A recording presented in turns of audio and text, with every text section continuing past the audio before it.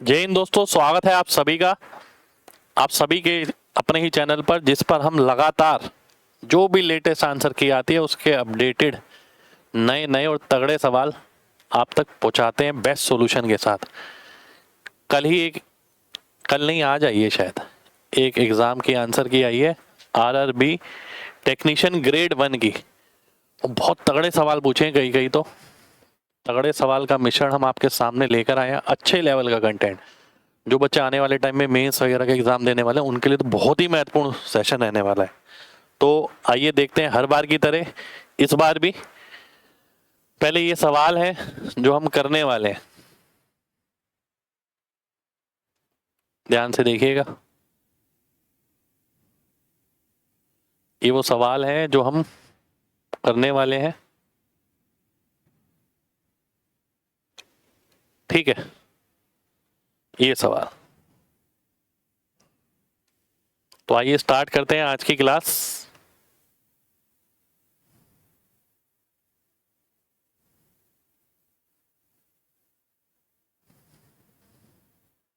पहले सवाल के साथ। पहला सवाल है हमारे सामने ये, the odds in favour of an event. एक सेकेंड हो जाइए, ये क्या थोड़ा सा लग रहा है, अब सही है। The odd against an event is 7:4, odd in favour of event is 8:5। ठीक है, बहुत इवेंट इंडिपेंडेंट है तो at least one of the event होगा। हम ये देखते हैं अगर कोई इवेंट नहीं हुआ उसकी प्रोबेबिलिटी क्या है, पहले में 7/11। ठीक है, एक इवेंट नहीं होने का 7/11 आ गया।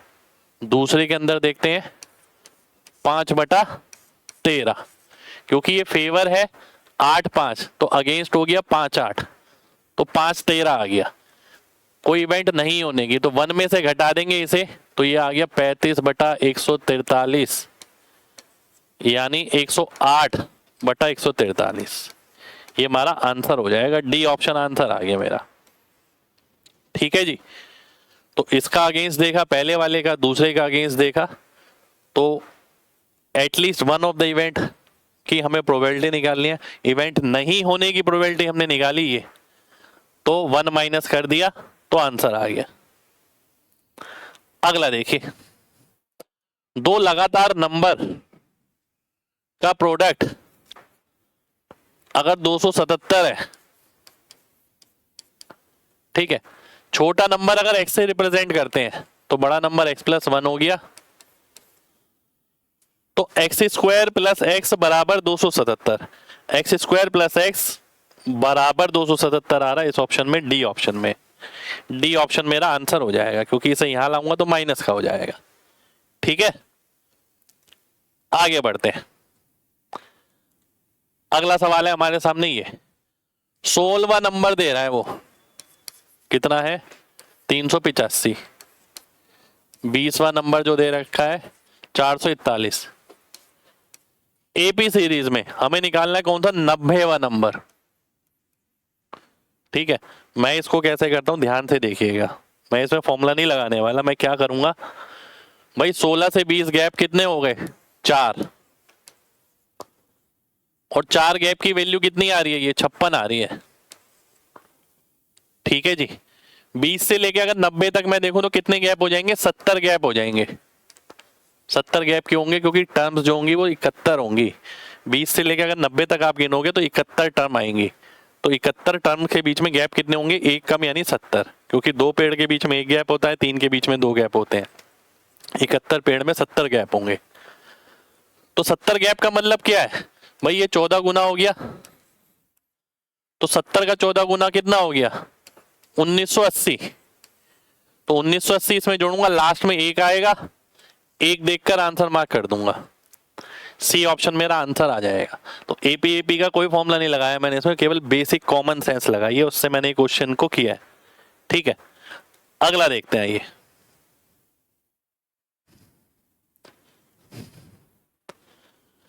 क्वाड्रेटिक इक्वेशन जिसके रूट है 9 और 11, ये आपको बताना है कौन सी है। भाई सबसे पहली बात हमें पता है x square minus sum of root होता है यहां पर इंटू एक्स प्लस प्रोडक्ट होता है बराबर 0। पहली बात तो माइनस 11 प्लस 9 यानी 20 आएगा। माइनस 20 कहां पर है? यहां पर नहीं है, यहां पर नहीं है। प्रोडक्ट क्या आएगा? 99 जो यहां पर नहीं है। ए ऑप्शन आंसर आ जाएगा। ठीक है, अगला देखिए।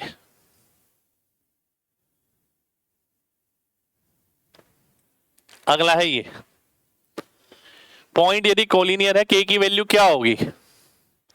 देखिए कोलिनियर के लिए ना बहुत सारी चीजें हैं। या तो आप एरिया ऑफ ट्राइंगल निकाल के उसे 0 के बराबर कर सकते हैं, नहीं तो आप ये भी कर सकते हैं कि दोनों का स्लोप सेम कर सकते हैं। स्लोप क्या होता है? y2 माइनस y1 बटा x2 माइनस x1 बराबर ये यहीं पर कर देता हूं -2 माइनस के बटा 4 माइनस 1 3। 3 से काटा 2 आ गया, तो k माइनस 1 बराबर आ गया -4 माइनस 2 के। तो 3k की वैल्यू आ गई आपकी -3, k की वैल्यू -1 हो गई। ये मेरा आंसर आ गया। आप चाहे तो एरिया ऑफ ट्राइंगल निकाल सकते हैं, उसे भी 0 के बराबर कर सकते हैं। ठीक है जी, आगे बढ़ते हैं। ए और बी दो इंडिपेंडेंट इवेंट है। ए की जो प्रोबेबिलिटी है वो 0.4 है, बी की 0.6 है। पी ए और बी, ए और बी किसके बराबर होता है? P A plus P B minus P A intersection B. Probability के काफी अच्छे अच्छे सवाल आए हैं भाई इसके अंदर। पी ए पी बी कितना है? 0.4 0.6 और ये कितना है? इंडिपेंडेंट इवेंट है तो दोनों को गुणा कर देंगे 0.4 इंटू 0.6। तो ये आ गया मेरा 1, ये आ गया 0.24, तो 0.76 आ गया। डी ऑप्शन आंसर आ गया। ठीक है जी, डी ऑप्शन हमारा आंसर हो गया। अगला देखिए, पहली और आखिरी टर्म एपी की है 38 28 31। सम है ये, तो सम का फॉर्मूला हमें पता है n/2 पहली प्लस आखिरी। पहली प्लस आखिरी कितनी हो गई? 59। 59 से काटते हैं 4 बारी में, n की वैल्यू आ गई 8। ये मेरा आंसर हो जाएगा, ए ऑप्शन आंसर आ जाएगा। ठीक है जी, एपी पे भी अच्छे अच्छे सवाल आए हैं। यानी कई बच्चे इस टाइप के सवाल छोड़ के चले जाते हैं, भैया छोड़ने वाले सवाल नहीं है। किसी इवेंट के पक्ष में 4:5 का अनुपात है किसी घटना को घटने का। ठीक है, तो अगेंस्ट में कितना होगा भाई? अगर फेवर में 4-5 है तो इसका मतलब है फेवर की प्रोबेबिलिटी कितनी हो गई? ठीक है, इवेंट होने की प्रोबेबिलिटी कितनी हो गई? 4/9। और इवेंट नहीं होने की कितनी हो गई भाई? 5/9। तो 5/9 आएगा आंसर, सी ऑप्शन आंसर हो जाएगा। ठीक है जी, आगे देखते हैं। ये शीर्ष है पैरेललोग्राम के, तो आपको के का मान बताना है। इसके लिए एक फॉर्मूला होता है जो बहुत कम बच्चों को पता होता है। x1 plus x3 minus x2 y1 plus y3 minus y2। ये हमारे कोऑर्डिनेट निकलते हैं इससे। ठीक है, ध्यान से देखिएगा। ठीक है, अगर मेरे को चौथा कोऑर्डिनेट निकालना है यानी x4 और y4, उसकी बात हो रही है ये। ठीक है, ये आते कैसे? मिड पॉइंट इक्वल करके। भैया ये पैरेललोग्राम होता है, ये x1 y1 है। ठीक है, ये x2 y2 है, ये x3 y3 है, ये x4 y4 है। तो भाई मिड पॉइंट के कोऑर्डिनेट अगर आप निकालो और उसे बराबर कर दो, मिड पॉइंट के आएंगे x1 प्लस x3/2 बराबर x2 प्लस x4/2। 2 से 2 कटेगा, ये इधर चला जाएगा, माइनस का हो जाएगा। तो यहां से आता है ये चौथे पॉइंट का निर्देशांक। तो चौथा पॉइंट ये निकालना है के। तो 1 + 1 - 4, 1 + 1 - 4 तो कितना आ गया? -2। तो k की वैल्यू कितनी आ गई? -2 आ गई, क्योंकि k क्या है? x कोऑर्डिनेट है यहाँ पर। ठीक है, तो डी ऑप्शन मेरा आंसर आ जाएगा। ठीक है जी, आगे बढ़ते हैं। cos a बटा 1 माइनस टेन ए, ये ध्यान से देखिए। टेन ए को मैं कैसे लिख सकता हूँ, साइन बटा कॉस, साइन यहाँ पर कॉस यहाँ पर, और कॉस ऊपर भी चला गया, कॉस स्क्वायर हो गया। ठीक है, अब आप ध्यान से देखो, ये कॉस माइनस साइन है, साइन माइनस कॉस है। अगर इसे कॉस माइनस साइन बनाना है तो बीच में माइनस का साइन लगाना पड़ेगा। तो अब मैं देखता हूं नीचे कॉस माइनस साइन है, ऊपर cos square minus sine square, जिसे मैं डायरेक्ट लिखता हूं कॉस माइनस साइन और कॉस प्लस साइन। ठीक है जी, plus 2 sine minus cos, cos से कॉस कटा, 3 साइन, मेरा आंसर आ गया। देख रहे हैं, एक स्टेप में आंसर आया। ये दिमाग में ही ऑब्जर्व करना है आपको, डायरेक्ट ये स्टेप लिखना है, और वो भी साइन कॉस पूरा नहीं लिखना है, एस सी लिखना है आपको। अगला देखिए, ये क्वाड्रेटिक इक्वेशन है जिसका कोई रियल रूट नहीं है, रियल रूट नहीं है यानी इमेजिनरी रूट है। ठीक है, यानी जो डी होता है इसका वो लेस देन 0 आने वाला है। डी क्या होता है, बी स्क्वायर माइनस 4ac। ठीक है, बी क्या है यहां पर, ये इसका square 16a square minus 4ac का मतलब है लेस देन 4ac भी कर सकता हूं, लेस देन 4 इंटू 4a। ठीक है, 4 इंटू 1 इंटू बी प्लस 1, 4 से काटते हैं, 4a square, 4a square minus 1 less than B, तो 2a प्लस 1, 2a माइनस 1, ये लेस देन बी के बराबर होगा। ठीक है, तो कौन सा आ गया, ये आ गया सी ऑप्शन।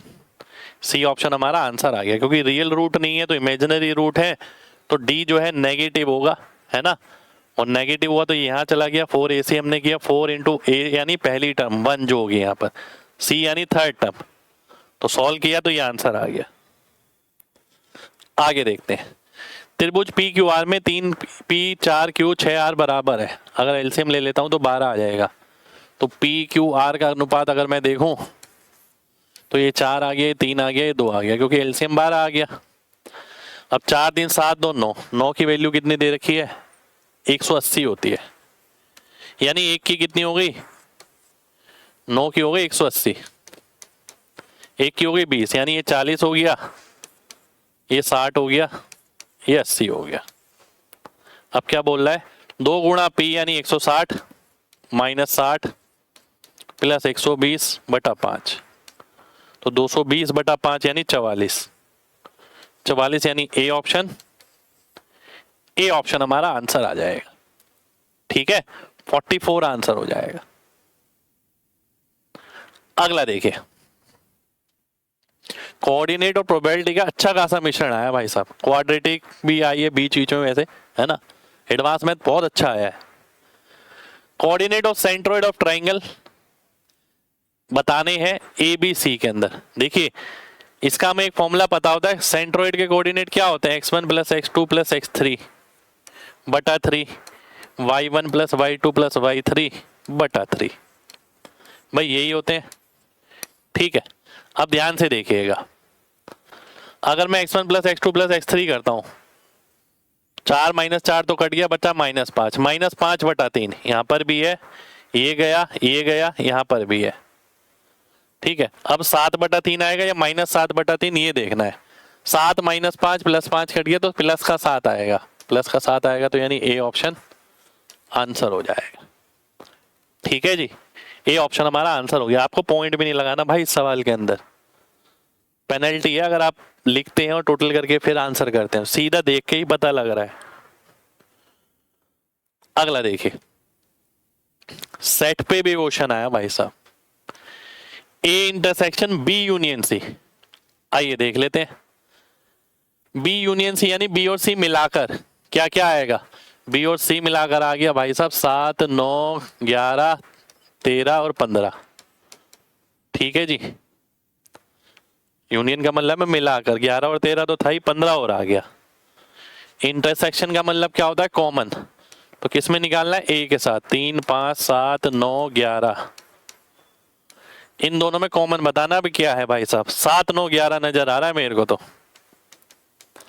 ये हमारा आंसर हो जाएगा, ए ऑप्शन आंसर आ जाएगा। ठीक है, अगला देखिए, अगला है ये हमारे सामने।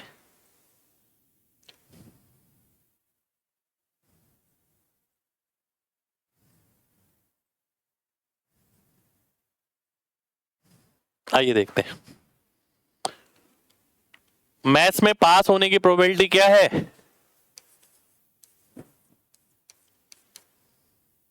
3/4। ठीक है जी, ये देखिए 3/4 दे रखा है।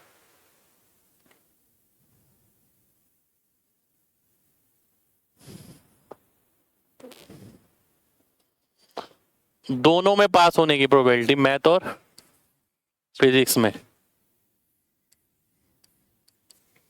13/36। ठीक है, एटलीस्ट 1।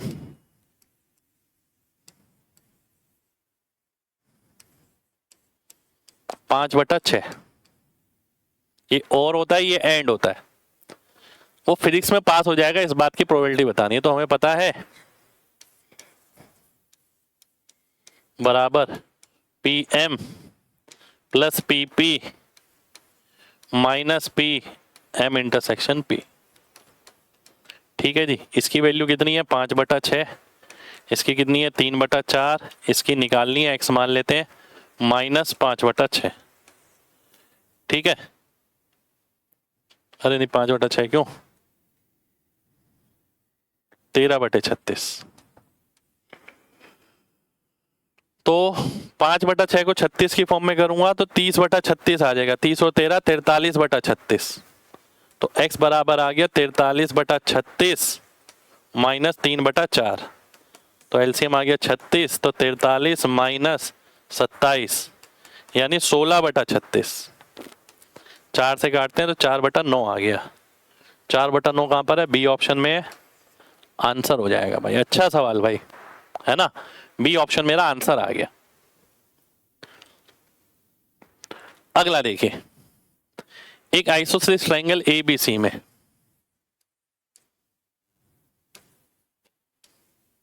AC बराबर है BC के, ये एंगल इसके बराबर है।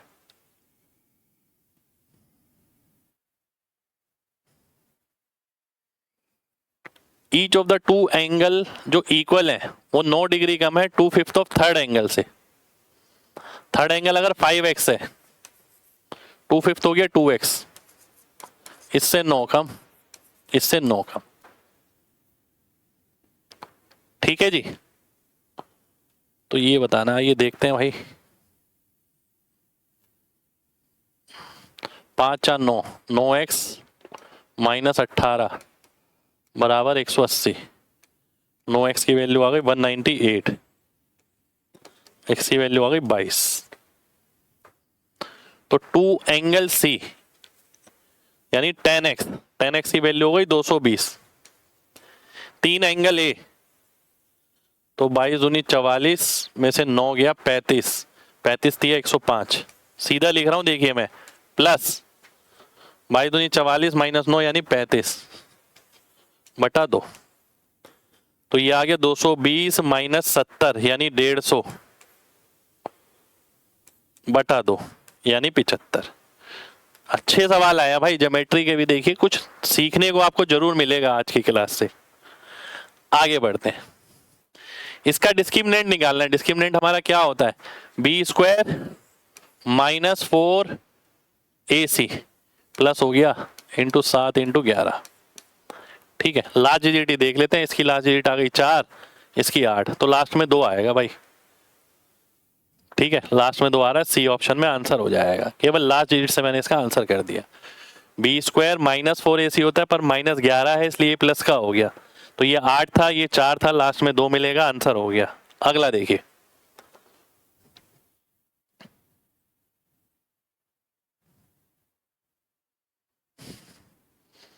एक सिक्के को 8 बार उछाला गया 5 बार टेल आने की प्रोबेबिलिटी क्या रहेगी भाई?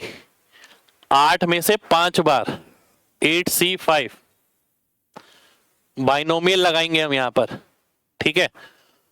तो प्रोबेबिलिटी ऑफ सक्सेस, सक्सेस यानी 5 बार टेल, तो 5 बार टेल का मतलब है कि 1/2 इसकी पावर 5, 5 बार तो सक्सेस मिली और 3 बार नहीं मिली, ठीक है। क्योंकि टेल की प्रोबेबिलिटी कितनी है? 1/2 है, तो 5 बार आएगा और 3 बार नहीं आएगा। यही बाइनोमियल इस तरीके से लगाते हैं, 8 में से 5 बार, ठीक है, ये कॉम्बिनेशन हो गए, और 5 बार सक्सेस और 3 बार नहीं आनी चाहिए, ऐसा हमें चाहिए। तो ये कितना आ गया? 1/2 की पावर 8। ये कितना आ गया? 8C5, 8 फैक्टोरियल बटा 5 फैक्टोरियल इंटू 3 फैक्टोरियल, तो 5 यानी 8 7 6, 3 दूनी 6, तो 56 आ गया ये। तो 56 इंटू 1/2 की पावर 8, ठीक है। 2 की पावर 8 को मैं 2 की पावर 7 लिख लेता हूं, ऐसा करता हूं, 7 नहीं 8, तो 2 की पावर 3, 2 की पावर 5 लिख देता हूं यहां पर, 3 से काटता हूं, 7 आ गया, तो 7 आ गया, ये 32 आ गया ये, ठीक है। तो प्रोबेबिलिटी निकालता हूं, 7 से 32, 32 दूनी 64 है ना, 32 दूनी 64, बाद में 100 से डिवाइड कर देंगे ना, 32 दूनी 64 बचा 6, 21, 0.21 कुछ आ रहा है ये तो 0.22 आंसर आएगा मेरे ख्याल से, ए ऑप्शन आंसर आ जाएगा, ठीक है। 22% चांस है इस चीज के होने के कि 8 बारी में से 5 बार आपको टेल मिल जाए। 8 में से 5 बार कॉम्बिनेशन ये बन गए, ये सक्सेस की रेट लिखते हैं हम, सक्सेस के चांस, और ये फेलियर के बाकी। अगला देखते हैं, देख रहे हैं आप कॉम्बिनेशन, देखो भाई प्रोबेबिलिटी बहुत अच्छे लेवल की, आपको स्टेट्स भी मिल जाएगी, क्वाड्रेटिक भी मिल जाएगी, सेट्स भी मिल जाएगा, ठीक है, अलग अलग तरीके कोऑर्डिनेट भी मिल जाएगी, बढ़िया बढ़िया सवाल पूछे गए हैं। एक्स इंटरसेक्शन वाई का मतलब है कॉमन जो इसमें से है, F B D, B D B D B D, D option answer आ जाएगा। आगे देखते हैं,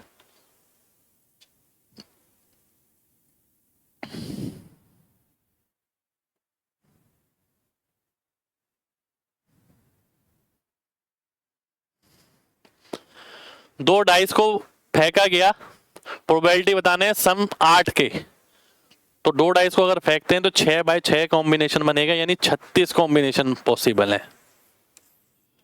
ठीक है। हमें क्या बताना है? 8। भाई 8 कहां से शुरू होगा? पहले पे 2, दूसरे पे 6, पहले पे 3, दूसरे पे 5, पहले पे 4, दूसरे पे 4, ऐसा भी तो हो सकता है पहले पे 5 आ जाए, दूसरे पे 3 आ जाए, ऐसा भी हो सकता है पहले पे 6 आए, दूसरे पे 2 आए। तो ये कितने केस हो गए? 5 केस हो गए, 36 में से 5 पॉसिबिलिटी है, तो 5/36 हमारा आंसर हो जाएगा, ए ऑप्शन आंसर आ जाएगा, ठीक है जी। आगे देखिए, ये बिंदु है किसके, बना के देख ले, 90 हो गया, ये 96 हो गया, ये -96 हो गया, ये -90 हो गया ये। तो भाई ये तो रेक्टेंगल ही नजर आ रहा है मेरे को, अगर ध्यान से आप देखोगे रेक्टेंगल नजर आएगा, ये सीधा, ये सीधा, ये सीधा। भाई ये लेंथ कितनी है? 6 6 है, और ये लेंथ कितनी हो गई? 9 इधर, 9 इधर, 18 इधर, 18 इधर, और 90 डिग्री है, तो रेक्टेंगल ही आंसर हो गया, बी ऑप्शन आंसर आ जाएगा। अगला देखिए,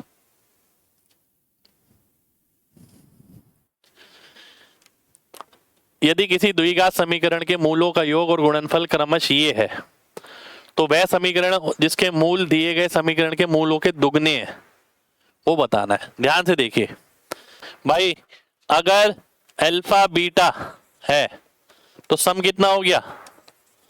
अल्फा प्लस बीटा, ठीक है। और यदि 2 अल्फा 2 बीटा कर दिया मैंने तो क्या होगा? सम 2 गुना हो जाएगा, ठीक है। और प्रोडक्ट क्या हो जाएगा? प्रोडक्ट हो जाएगा 4 गुना, ठीक है जी, ये दिमाग में ही समझ आ जाना चाहिए। तो ध्यान से देखिए, ये सम है, इसका दुगना हो जाएगा सम नई इक्वेशन का, यानी 11। तो एक्स स्क्वायर माइनस 11 एक्स आना चाहिए, दो ऑप्शन कट गए, इन दोनों में आ रहा है। जो प्रोडक्ट होना चाहिए वो क्या हो जाना चाहिए, 4 गुना, यानी 30। तो लास्ट में प्लस का साइन आता है, ये हमें पता है, माइनस का तो नहीं आता, ये भी गया। बी ऑप्शन आंसर हो गया, केवल ऑब्जर्वेशन है और कुछ नहीं है। अगला देखिए, अगला है ये आपके सामने,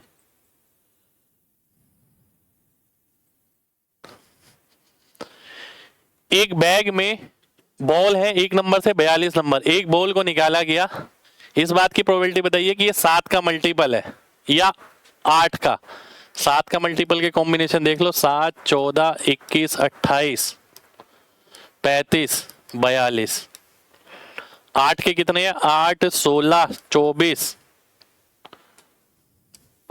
32, 40। भाई ये कितने केस हो गए, 1, 2, 3, 4, 5, 6, 7, 8, 9, 10, 11। तो 11 पॉसिबिलिटी है 42 में से, तो 11/42 आंसर हो जाएगा, डी ऑप्शन आंसर हो जाएगा। ठीक है, डी ऑप्शन हमारा आंसर आ गया, 11/42। ये पॉसिबल आउटकम थे, ये टोटल आउटकम थे। एरिया ऑफ क्वाड्रिलेटरल निकालना है, ध्यान से देखिएगा। क्वाड्रिलेटरल का एक बहुत बढ़िया फॉर्मूला बताता हूं आपको, जो आपको बहुत जगह काम आएगा।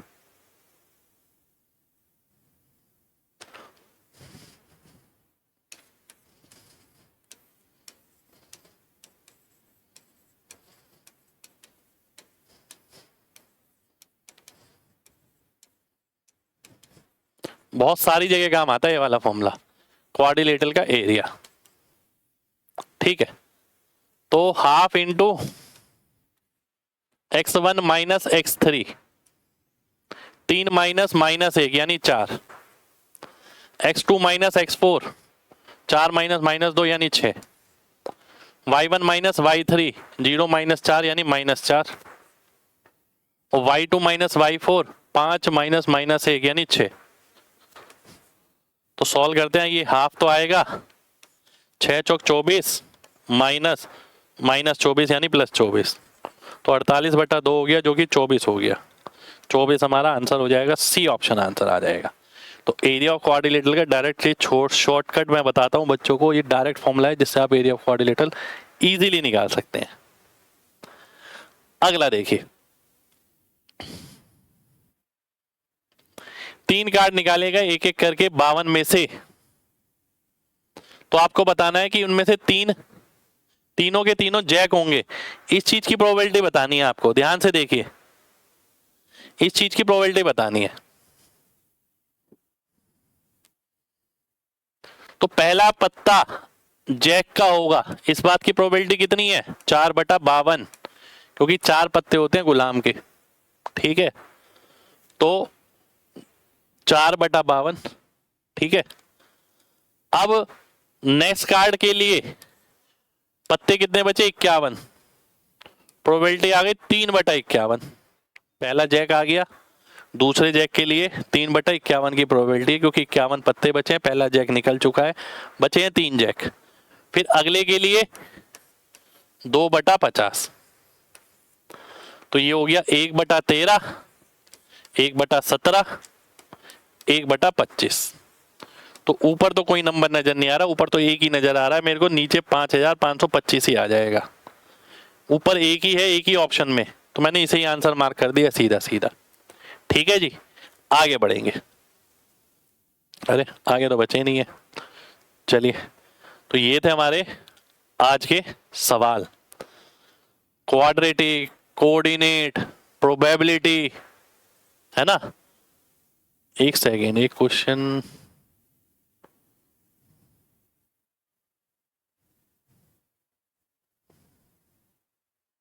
और था भाई, जहां तक मुझे लग रहा है, अच्छा ये रहा ना, हाँ ये रह गया, मॉड और मीडियन, है ना, ये क्वेश्चन रह गया। ये क्वेश्चन भी एक बहुत बढ़िया सवाल था, है ना, स्टैट्स का। मोड बराबर 3 मीडियन -2 मीन। और इस रिलेशन पे बहुत क्वेश्चन आ रहे हैं आजकल, मैंने देखा है। ठीक है, तो मोड दे रखा है मेरे को कितना, 87.5। ठीक है, मीडियन दे रखा है कितना, 86, -2 गुणा मीन। ठीक है, तो 2m किसके बराबर आ गया मेरा, आइए देखते हैं, 240, 258 -87.5। ठीक है, तो ये हो गया 58 और 27 यानी 173, 172.5। एम आ गया कितना, बटा 2, 86.25। अरे ये क्या हो गया भाई,